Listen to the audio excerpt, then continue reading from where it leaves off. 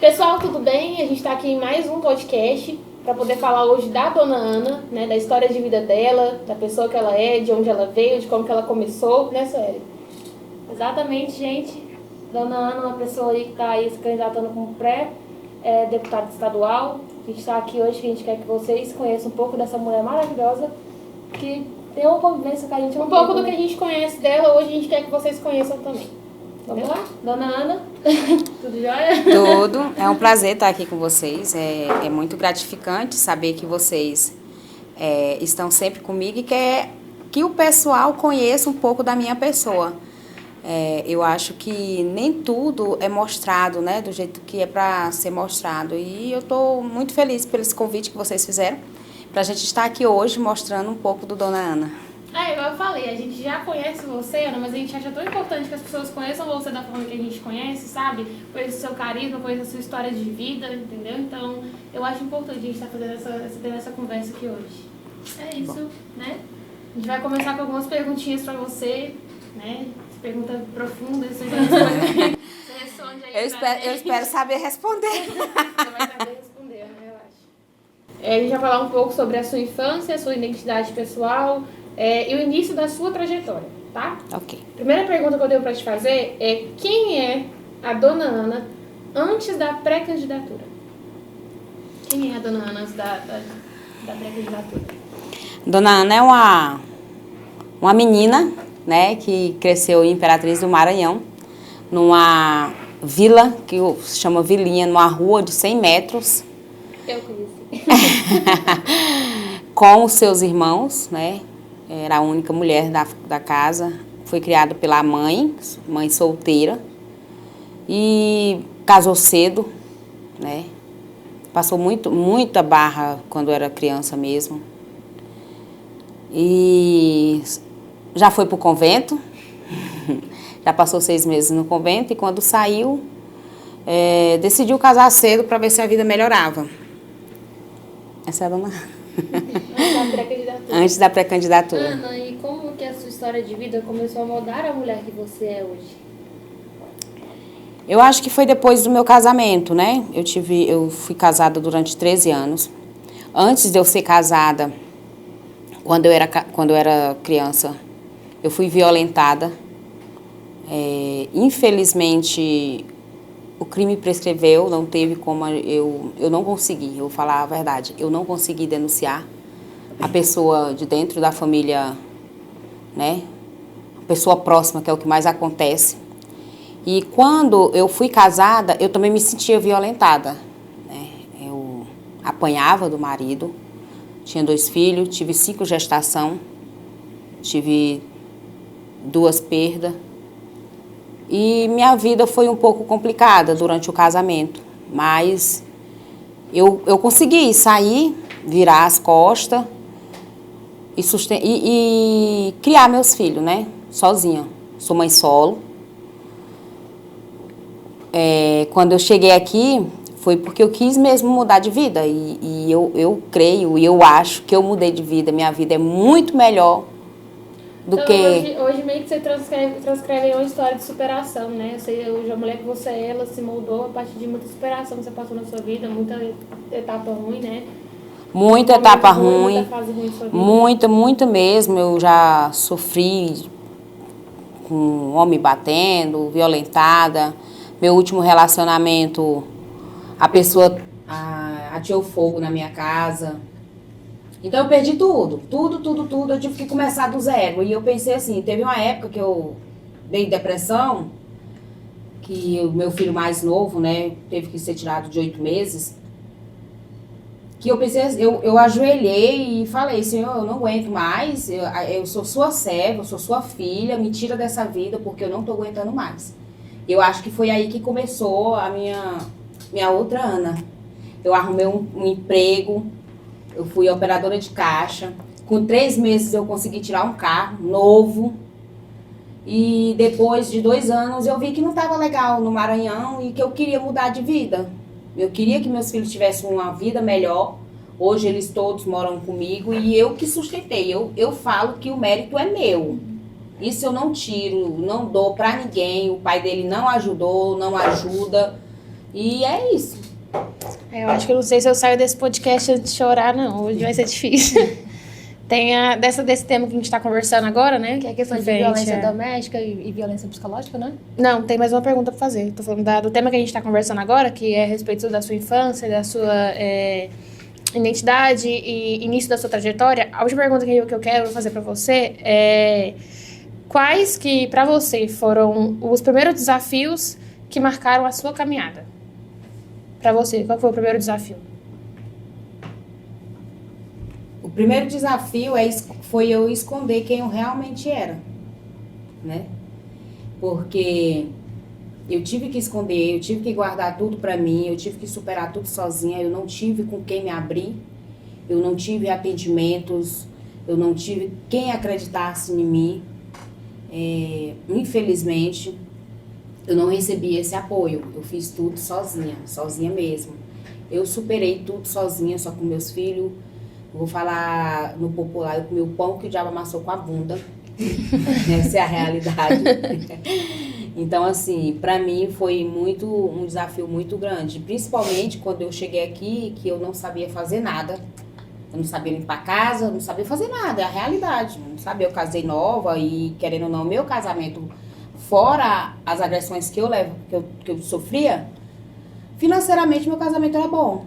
Entendeu? Eu não faltava nada, se fosse para pagar alguém para arrumar minha casa, arrumava.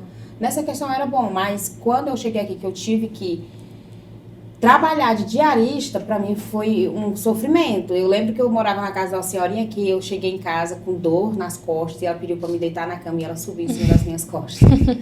E eu fiquei pensando, meu Deus, eu acho que eu não vou aguentar. E eu queria mostrar um pouco do que eu era, né? E pra mim, foi essa questão, foi eu fazer tudo sozinha. Eu não tive apoio nem tive ajuda. Ana, pelo que a gente conhece aí, a gente sabe que você passou por muita coisa difícil mesmo. A questão do casamento, assim, de você falar que nunca passou dificuldade e nunca precisou fazer nada, mas teve as agressões, acho que é onde entra aquela violência psicológica na mulher, né? Isso. Eu sofri 2 vezes violência psicológica. Primeiro foi no meu casamento de 13 anos, onde resultou meus filhos mais velhos. Onde eu penso que minha família não acreditava no que eu falava, porque a minha vida para os outros era muito boa. Muito boa mesmo, né? Um casamento de 1000 maravilha. Só que só eu sabia o que eu sofria dentro de casa. Vou falar mesmo na real. Eu lembro que nessa questão de violência, tanto psicológica como violência mesmo sexual, eu lembro que os meus filhos ficavam dentro do quarto e eu tinha que fazer sexo com ele dentro do quarto com meus filhos lá. Eu acho que isso daí era um sofrimento. E quando eu não fazia sexo com ele, no outro dia ele ficava bravo, ele não falava comigo, passava 2 dias sem falar. Então, pra mim, aquilo ali era uma violência psicológica, né? E depois vinha querendo agradar. Me dava presentes, tudo. Mas, pra mim, eu tava me sentindo uma prostituta. Eu me senti uma prostituta no meu casamento. Essa é a realidade. E é uma coisa que as pessoas normalizam muito, né? Que acha que você está casado e você tem que fazer e é certo. E continuando o assunto, a questão psicológica que eu sofri da outra vez foi do pai do meu filho, né, mais novo. Que ele poderia me oferecer tudo, mas em compensação, quando a gente estava junto, eu não podia olhar para nenhum lado. Se eu visse um homem passando na rua, ele falava assim, é bonito, né? Como se eu estivesse olhando para aquele homem e estivesse achando ele bonito. Então, assim, eu recebi várias ameaças por celular, né, por rede social dele.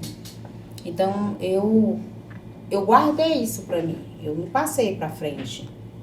Porque ninguém ia entender o que eu estava decidindo. Mas o que eu estava decidindo na época, como eu ajoelhei e falei pro Senhor, Senhor, eu sou sua filha, eu estou aqui, eu estava acreditando em Deus. E eu acho que o homem não iria resolver o meu problema, só quem poderia resolver era Deus. Então a minha fé é que resolveu minha vida.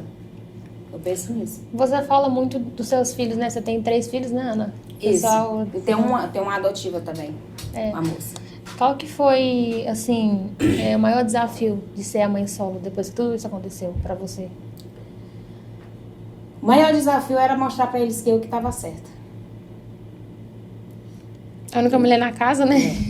A única mulher na casa, quando eu falava que tinha que seguir aquele caminho. Eu lembro que quando eu cheguei aqui, meu filho mais velho, ele chorava e pedia para voltar pro estado do Maranhão, né? E eu cheguei nele, eu dei uns 2 tapas na cara dele. E falei assim, você é homem, você não vai chorar, você não vai voltar. É feio, mas eu também estava sofrendo, né? Porque eu queria que ele tivesse uma vida boa. E como que eu ia falar para ele que se ele voltasse, ele ia regredir e ele não teria uma vida boa, né? Então, assim, para mim, o maior desafio era mostrar para eles que eu era uma pessoa boa, que eu estava certa, que eu sempre quis o melhor para Quis eles. o melhor. E para mim foi isso.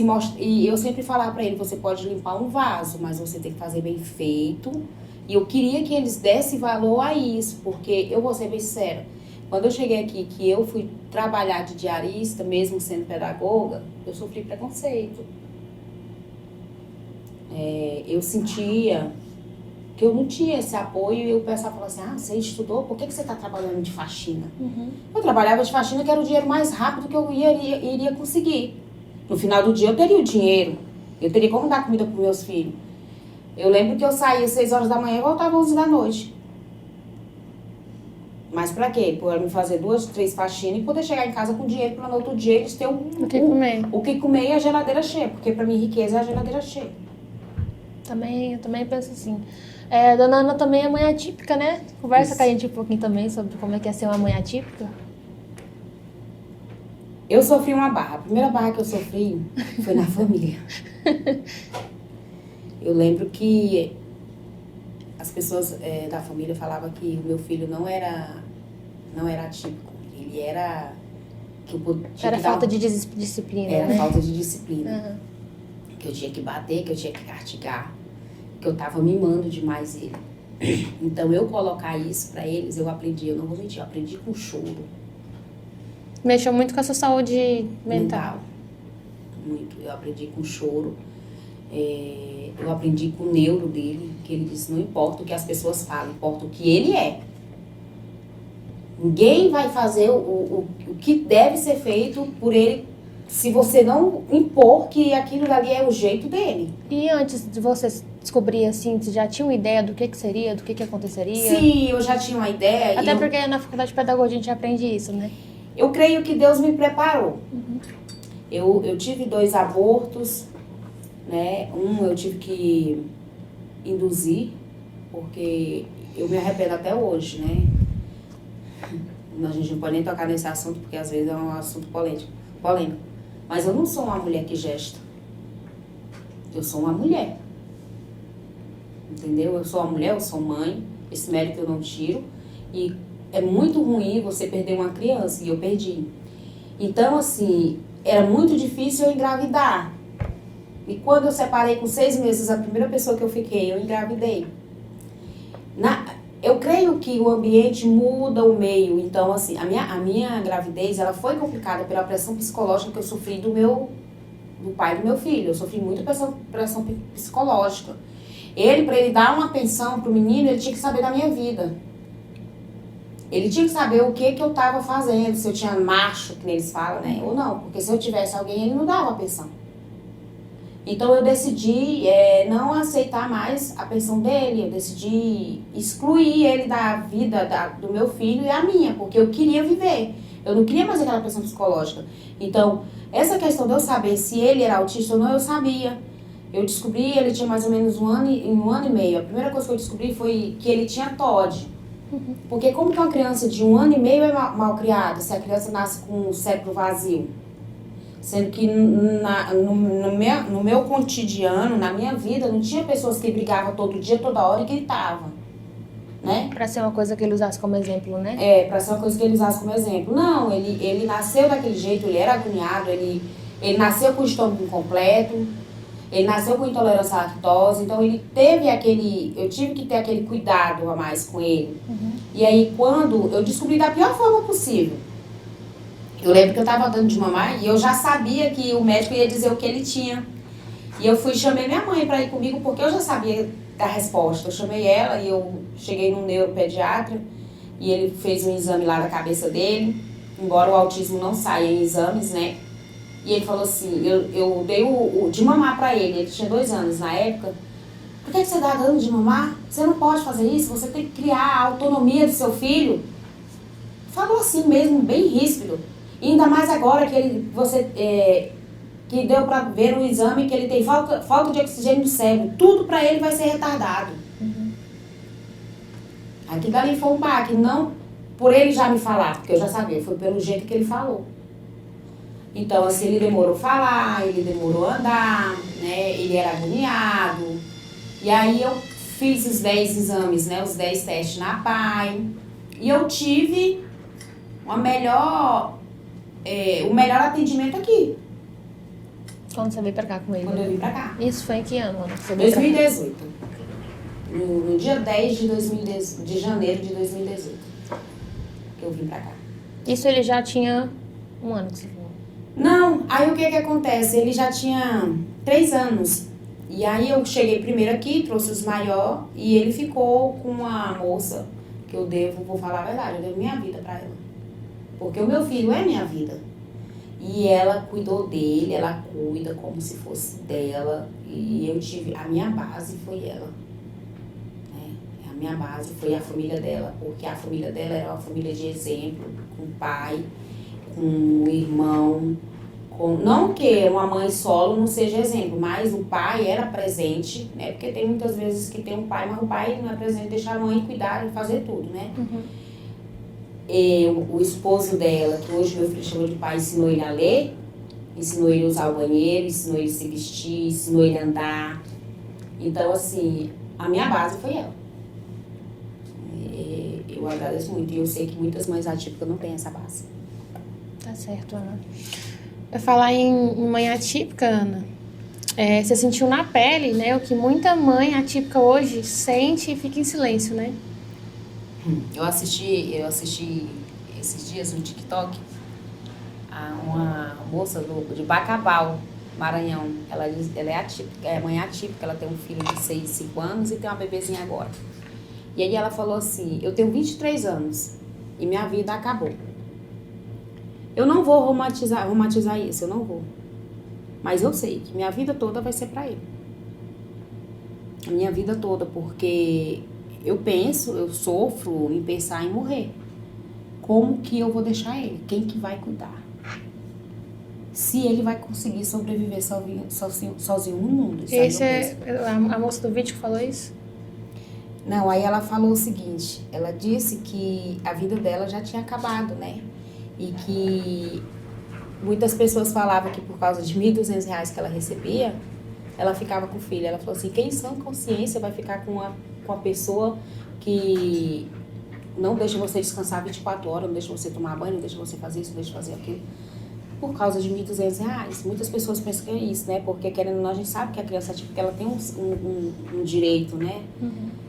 E eu falo a mesma coisa. Quem em sã consciência queria que o seu filho fosse autista? Ninguém quer. Eu não vou romantizar, é um príncipe, é isso. Não, meu filho é um príncipe.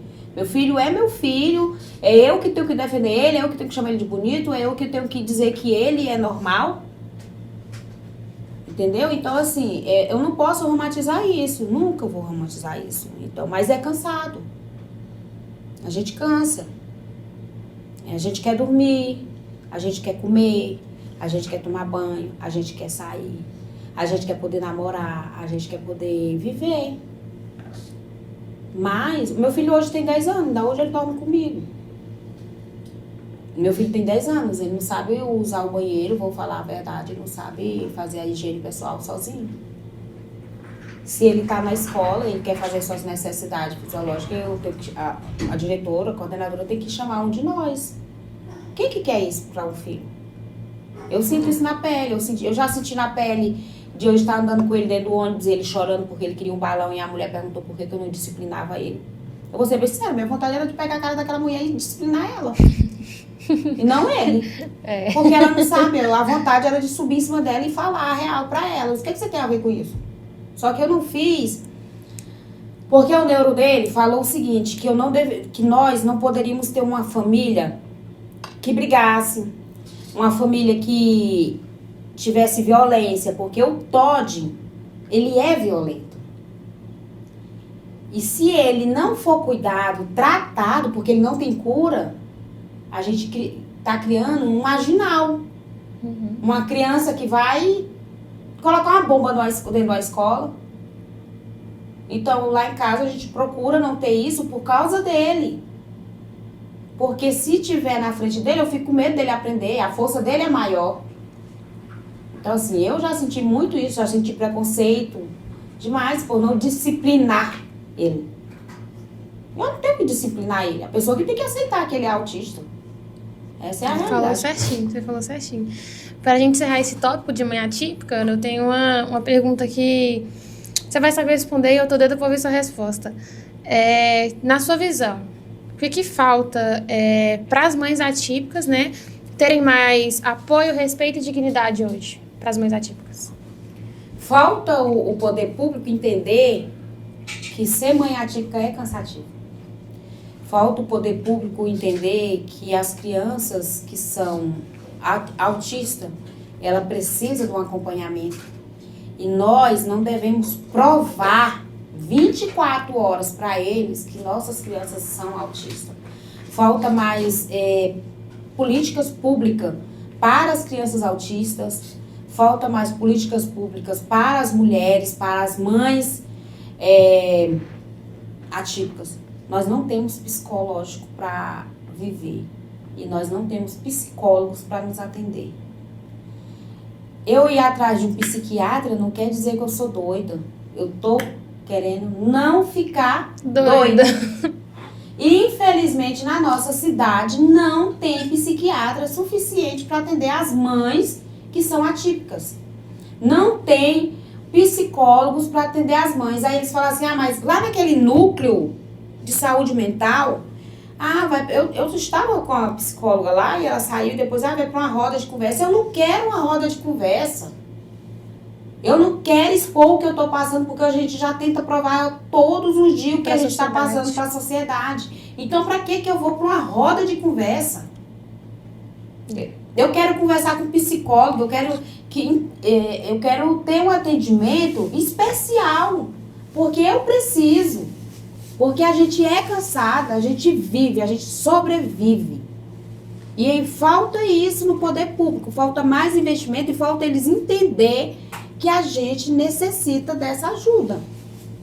E eles não fazem isso, para eles tanto faz.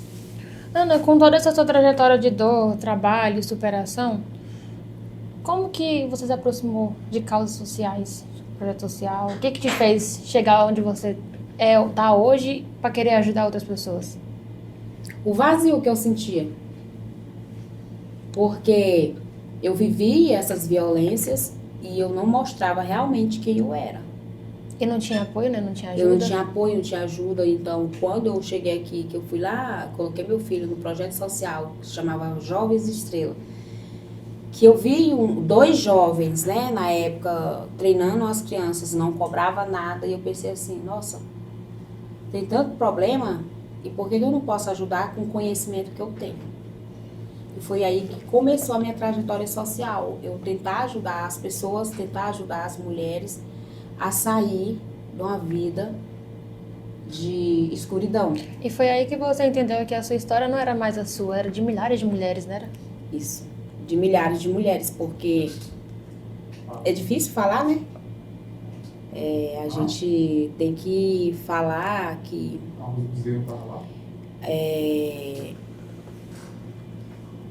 Meu negão ali, negão. A gente tem que falar que...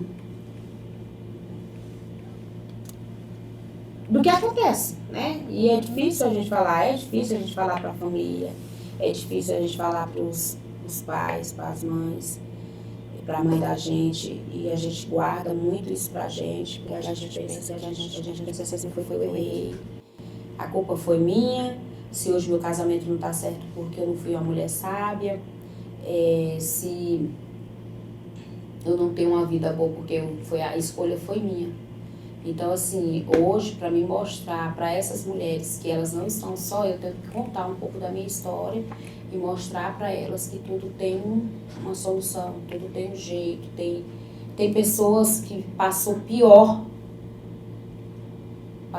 do que eu já passei, muito, muito. É muito bonito, Ana, hoje você ofereceu o apoio que você não teve, né? Na verdade, eu tenho que oferecer, né? Porque se eu quero para mim, embora eu lembro quando completou 20 anos, né, do que aconteceu comigo, eu liguei pro meu amigo advogado e falei assim, o que é que eu faço? Porque naquele dia que eu completei 38 anos de idade, eu poderia denunciar. E aí eu perguntei, e agora o que é que eu faço? Eu denuncio para todo mundo saber o que eu passei, ou eu guardo para mim? Aí ele falou assim, você denunciando o que você passou, vai resolver o que você sofreu? E aí eu falei, infelizmente não, porque eu não sofri violência só sexual. Eu sofri violência de abandono. E aquele abandono, ele fica, porque foi naquele tempo, não adianta hoje você chegar e me abraçar. Ah, mas você tem que esquecer. Onde é que tem a fórmula mágica para esquecer? Você tem que superar, você tem que perdoar. Por que eu tenho que perdoar? Eu não tenho que perdoar ele. Eu ainda sinto essa raiva. A minha vontade é de, sinceramente, se eu pudesse, eu mataria. Porque a dor foi minha. Não foi sua, não foi do vizinho, não foi da vizinha. A dor foi minha. E é o que muitas mulheres passam. E as pessoas não entendem o que essas mulheres estão passando. A dor é delas. Eu não tenho que perdoar ou esquecer porque você quer. Eu posso tentar esquecer para eu viver bem? Ah, Ana, então você hoje não tá bem. Se eu tô bem, eu tô procurando tratamento. Ué. Eu tô tendo tratamento porque eu tô procurando. Não foi porque você foi atrás, não foi porque minha mãe foi atrás, não foi porque meu pai foi atrás, não foi porque meus irmãos foram atrás. Foi porque eu fui atrás, porque eu quero viver. A realidade é essa. E muitas mulheres fazem isso, porque infelizmente nós não temos apoio. Em Aparecida de Goiânia, eu pergunto para vocês qual o apoio que a mulher que sofre violência doméstica tem. Um banco vermelho na praça? Um banco vermelho na praça. A delegacia de mulher, ela não funciona 24 horas. E quando chegar lá, a gente não vai conversar com o psicólogo, não. A gente vai conversar, não que eu esteja diminuindo os escrivão. Mas tu quer chegar na delegacia e falar para todo mundo que tu sofreu? E infelizmente a gente tem que contar essa história 10 mil vezes. O que a gente passou e o que a gente passa. E a gente não quer contar 10 mil vezes, a gente quer que vocês acreditem na gente. A gente quer, mas você tá vivendo amargurada. Não, não tô vivendo amargurada, eu tô procurando uma solução. A dor é minha. E infelizmente é o que a gente passa. E Ana, hoje você tá aqui, você tá por aí agora como pré-candidata a deputada estadual. E questão de mudança, assim, o que você tem pra gente? O que você pensa pra gente? Primeiramente, é criar um projeto de lei que todas as mulheres que sofrem esse atendimento, elas têm que ter atendimento prioritário. E elas têm que ter uma pessoa, não um recepcionista, não um escrivão para escutar ela. Ela tem que ter pessoas qualificadas para escutar elas. Tem que ter uma casa de apoio em Aparecida de Goiânia. E aqui nós não temos casa de apoio. É verdade. Não temos. Pra gente passar o que a gente passa. E aí, a gente sabe o que a gente escuta? Ah, apanhou hoje, amanhã ela volta. Sabe por que a mulher volta? Porque ela não tem apoio. Ela não tem uma casa pra ficar depois que isso acontece. E isso aí é o que a maioria das mulheres hoje que apanha e escuta, né? Apanhou hoje, aí amanhã já vai voltar, gosta de apanhar, mas aí eu pergunto, gosta de apanhar. Essa pessoa que mas fala... essa pessoa que fala isso, né, ela não chega, ela chega em você pra poder pedir uma ajuda e você vai julgar ela e ela volta pra mesma estaca zero de sempre. Justamente. Então, assim, pra mim, a mulher, ela tem que ter mais atendimento psicológico, mental, financeiro. Eu vejo aí que eles gastam dinheiro com coisas besta. Eu vou entrar na onda. Pergunto para vocês, para que alugar um carro para um vereador? Se eles têm carro? Será se um salário de 27 mil não dá para fazer a manutenção do seu carro, não? Por que eles não recebem o vale transporte? Como todo mundo, né? Como todo mundo, é só colocar de gasolina no carro. Aí. No carro é dele, a manutenção é dele. Aí, por que esse dinheiro aí não vai servir para construir uma casa de apoio? Não seria melhor ter uma casa de apoio, ter psicólogo, mais psicólogo para essas mulheres, né? Então, o meu projeto de lei é dar mais atenção com atendimento especializado para essas mulheres. E não expor ela como hoje são expostas. Certo. Ana, nessa linha que a gente já está conversando aqui sobre sua pré-candidatura, né, sobre propósitos políticos, eu queria que você falasse para a gente em que momento nasceu essa ideia de deputado estadual. Que momento que nasceu essa ideia na sua cabeça? Então, eu já fui candidata a vereadora, né? Uhum. E eu sempre pensei em fazer o melhor para a cidade, o melhor para as mães atípicas, o melhor para as mães solos, para diarista, né? Então, quando eu sempre pensei, não só ser candidata a vereadora, mas um dia eu pensei em ser candidata a prefeito mesmo. Prefeito e pronto. Aí eu pensei assim, por que não candidata a deputado estadual? Se eu posso também criar projetos de lei em benefício dessas mulheres. Né? É isso que eu quero, é criar projetos de lei em benefício das mulheres, das mães atípicas, da família, em geral. Porque hoje eu te pergunto, qual é o deputado estadual que representa a Aparecida de Goiânia? Não temos. Não consigo te Não falar. temos. Não temos. Eles representam, vou falar aí, tem um aí que ganhou com a ajuda, né, da prefeitura. E na época eu lembro que eu cheguei e perguntei se tinha emenda para algumas ONGs. Ele virou para mim e disse que não, que todas as emendas que ele tinha eram destinadas para a prefeitura. Pergunta se a prefeitura investe em projetos sociais. Investe. Então, por que não ser uma deputada estadual para poder ajudar essas associações que não tem apoio de nada? E a gente já falando desse assunto, acho que o pessoal não sabe, mas você tem os projetos social Dona Ana, né? Se você puder falar um pouquinho como que funciona. Sim, o Dona Ana, ele é sustentado por voluntários. É como a maioria dos projetos sociais que tem Aparecida de Goiânia, já que nós não recebemos ajuda financeira, nós tiramos do nosso bolso. Nós ajudamos as pessoas porque a gente quer que aquela pessoa seja ajudada. Não é interesse meu, é interesse de nós todos. A pessoa não é ser comunista, não, é fazer com que aquela pessoa tenha uma vida digna. Hoje o Dona Ana, ele ajuda tanto mulher, criança, idoso, em qual área? Sim, a gente está com crianças e adolescentes, né, na área do esporte, na área do futebol. Estamos com idosos também, na área da alfabetização, a entrega das verduras, que aqui dali, querendo ou não, é uma terapia para as idosas, que elas que selecionam as verduras, elas que fazem a sacola, elas que ajudam as outras que necessitam, faz as doações, né? E ajudamos a família do modo geral. Temos entrega de enxovais, tudo é com parceiro. Temos as comemorações das festas, né? As questões festivas, as datas comemorativas. Então, a gente ajuda a família em si em vulnerabilidade social. Hoje em dia, você atende qual setor de Aparecida de Goiânia?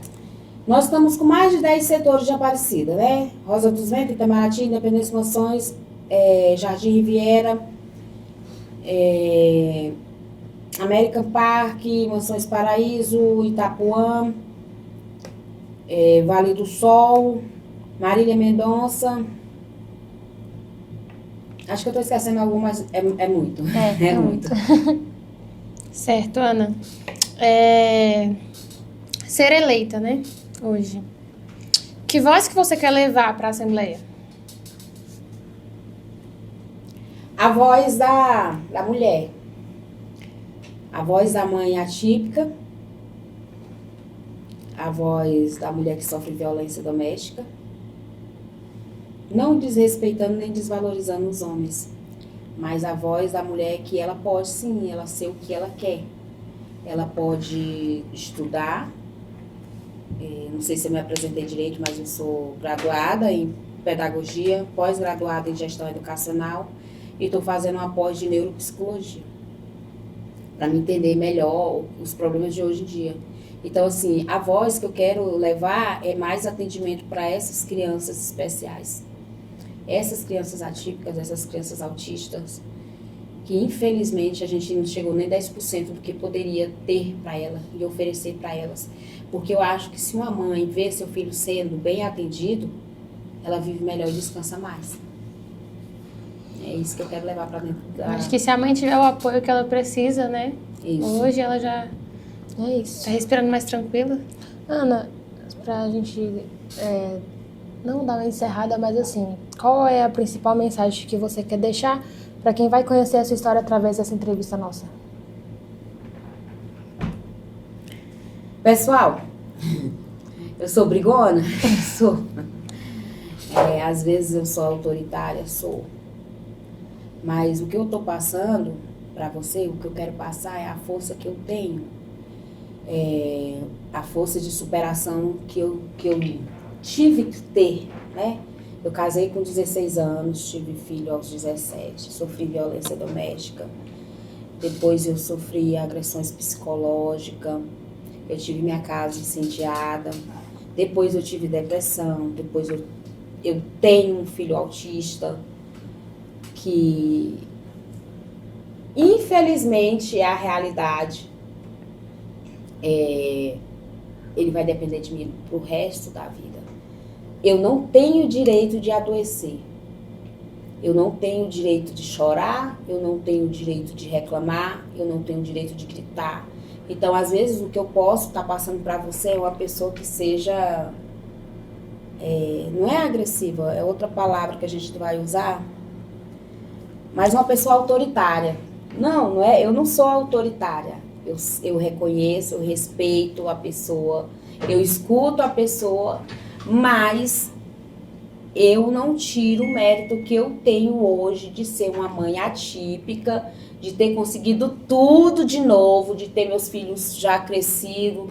Meus filhos, graças a Deus, nenhum virou mala, né, que nem o pessoal fala. O meu filho hoje tem tratamento porque eu corri atrás. Você olha para ele, que nem o pessoal fala, ele não tem cara de autista, embora autista não tenha cara, né? Mas meu filho, eu falo sempre que se a mãe quiser que o filho dela ingresse na vida social, ela tem que procurar um tratamento para ele e aceitar. Primeiramente, ela tem que aceitar. Segundo, ela tem que tampar os ouvidos pros parentes. E terceiro, ela tem que mandar a sociedade para PQP. É a realidade, gente. Por mais que as pessoas falem assim, você tá sendo ignorante. Não, não tô sendo ignorante. Se a sociedade não aceita que meu filho é autista, então por que eu tenho que escutar a sociedade? Se eles não procuram entender mais do que é o autismo, do que é um TOD. Gente, o TOD, vou falar a verdade, ele é pior do que o autismo. Porque ele é opositor e ele vai ser opositor sempre. Como que eu vou colocar na cabeça da criança que aquilo é certo, sendo que o cérebro dele não aceita? O que eu devo fazer para me ensinar a minha criança que é assim, você vai por esse caminho, mas ele quer ir para esse de cá? Será que a sociedade não dá para entender que a nossa luta é uma luta diária, uma luta constante? Por mais que eu sei que você também é mãe, né? Eu entendo esse lado. Você é mãe, você vai educar, você vai criar, mas seu filho vai entender.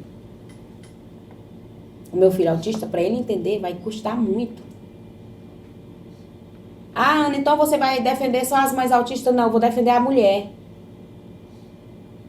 A mulher que é mulher. Eu vou defender a mulher. A mulher que acorda cedo, a mulher que sustenta a família, a mulher que cria seus filhos sozinha, a mulher que educa.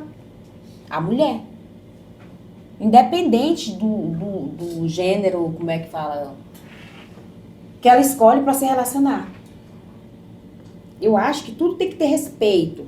Você quer se relacionar com a pessoa do mesmo sexo, é vontade sua, não é minha. A criação foi sua, eu não posso entrar na sua criação. Eu aprendi isso na faculdade, que eu posso tentar ensinar e mostrar a realidade.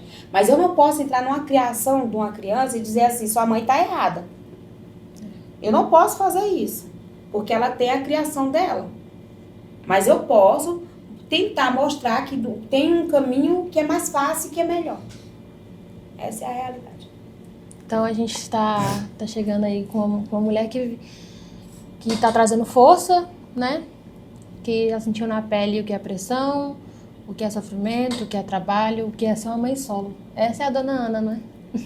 É isso aí, gente. Estou aqui, né, com essas moças maravilhosas. Quero agradecer e quero dizer assim, que sempre possa contar comigo. Eu acredito muito nos jovens.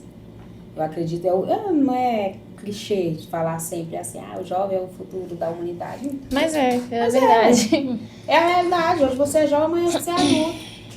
E se eu não falar pra você como que tem que ser e eu acreditar no seu trabalho, como que você vai ser uma pessoa que vai contribuir na sociedade? Eu gosto de trabalhar com jovens, eu gosto de trabalhar com os idosos. Isso pra mim é gratificante. Eu gosto de trabalhar com vocês. E o projeto Dona Ana continua. Né? Eu vou dar uma afastada por causa da política, mas vai ter pessoas que vai representar muito bem o projeto Dona Ana. É isso. Ana, a gente te agradece muito por ter contado pra gente a sua história de vida hoje, né? Não só a gente que vai estar escutando aqui, mas daqui a pouco todo mundo vai saber de verdade quem que é a Dona Ana. Então eu te agradeço pela participação e eu te falo que hoje você tem total meu apoio. Pode contar comigo do começo até o fim da sua candidatura, do começo até o fim da sua vida. Eu tô contigo e é isso aí. Estamos 100% fechados com a Dona Ana e é isso.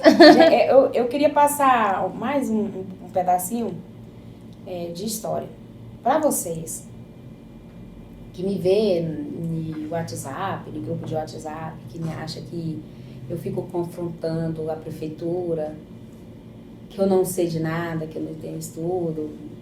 Eu não sei mesmo de nada, não. Ainda estou aprendendo. Eu tenho 41 anos, eu tenho 4 filhos, eu sou vó, eu sou graduada, pós-graduada, mas eu estou apta a aprender, a escutar. E o que eu quero dizer para você é que você não sustenta a minha família. Quem sustenta ela sou eu. Possa ser que isso soe um pouco de arrogância, mas não é arrogância. É saber enfrentar os problemas e não baixar a cabeça. Quero falar para a maioria desses homens que acham que eu estou me candidatando para conseguir cargos. Não. Eu me sustento só, eu não tenho cargo político. Meus filhos não têm cargo em prefeitura. Eu não ando atrás de cargos, a não ser lá em cima, uma deputada estadual, federal, uma prefeita, uma vereadora, para poder representar a população, que eu poderia hoje chegar e dizer que eu não quero mais trabalhar com projeto social e seguir minha vida. Eu tenho o meu dinheiro, eu tenho o meu trabalho fora disso. E eu não usei da minha infância ou do que eu sofri para eu baixar a cabeça, não. Eu usei, porque muitas pessoas podem usar e cair num buraco sem fim, uma depressão sem fim, né? Não, eu usei como força para eu conquistar melhor e mostrar que eu consigo, mesmo sendo mulher, mesmo sendo mãe solo. Outra coisa que eu quero falar para vocês, eu tenho fibromialgia. E outro dia eu passei por uma perícia, eu tô rindo aqui, porque a perícia falaram o seguinte, que eu não precisava me encostar ou me aposentar, continuar com a minha aposentadoria, porque eu tinha curso superior. Eu quero perguntar para vocês se a doença escolhe quem tem curso superior e quem é analfabeto. Porque você não sabe o que é uma pessoa ter fibromialgia. Você não sabe o que é você sentir dor 24 horas ou sentir o seu estômago irritado, sua cabeça pesada. Você esquecer o nome daquela coisa que está na sua frente. Você esqueceu o nome das pessoas. Então você não serve para cargo político. Sirvo. Sabe por que eu sirvo? Porque eu luto. Eu não deixo me abater porque eu tenho uma fibromialgia. Eu não deixo eu entrar na depressão porque eu tenho fibromialgia. Eu luto. Eu luto todos os dias. Todos os dias. Todos os dias. Contra a fibromialgia, contra as hérnias de disco, contra ser mãe atípica, E solo. mãe solo, eu luto. Eu não baixo a cabeça e nem deixo os problemas me abater. Então, tá longe de você que fica no WhatsApp tentando me derrotar. Porque eu já passei o que eu já tinha que passar. Eu só quero dizer pra vocês, só lamento. Eu tô chegando. Que eu tô chegando, eu cheguei, Brasil. Então, assim, só lamento pra você que tenta me difamar e dizer que eu sou interesseira. Você não sabe da minha vida pessoal. Agora você pode saber um pouco dela. Mas a pessoa que tá aqui, ela luta. E se você ainda chegar pra mim e pedir um favor, eu ainda vou fazer um favor pra você. Sabe por quê? Porque eu sou melhor do que você. Porque eu não chego aqui no grupo e vou defamar uma pessoa. Não, eu vou perguntar o que ela tá passando. Eu vou tentar entender o que ela tá passando. E, infelizmente, você que vai no grupo de WhatsApp e pede pra me tirar daquele grupo de WhatsApp porque você não aguenta ver eu, você tem que se tratar. Tem, porque eu sinto muito por você. Se trate. Porque não é dizer que eu não tô ligando pelo que você tá passando, não, mas se você precisar de ajuda, eu te ajudo. Porque eu sou a dona Ana. E a dona Ana é isso. Eu sou a dona Ana. E a gente tá crescendo aí as páginas, o nome da Dona Ana. Então, quanto mais você sentir raiva, mais você vai ver ela aí. É isso aí, gente, ó. Quanto mais você sentir raiva, você vai lá no Instagram, Notícias do Dona Ana, ana.carla2030, ó. Vai lá e segue a gente, vê nosso trabalho, porque eu não vou parar. Se eu não parei enquanto o inimigo quis me derrotar, por que eu vou parar agora? Eu tenho 41 anos, E eu agora? tenho filhos, homens, filhos já formados, eu tenho filha professora, eu tenho neta, eu tenho filho autista. E isso não é vergonha, isso é superação. É isso aí, Ana. Gente, obrigada. Encerramos. Pronto. Pronto? Que isso, velho? Que isso?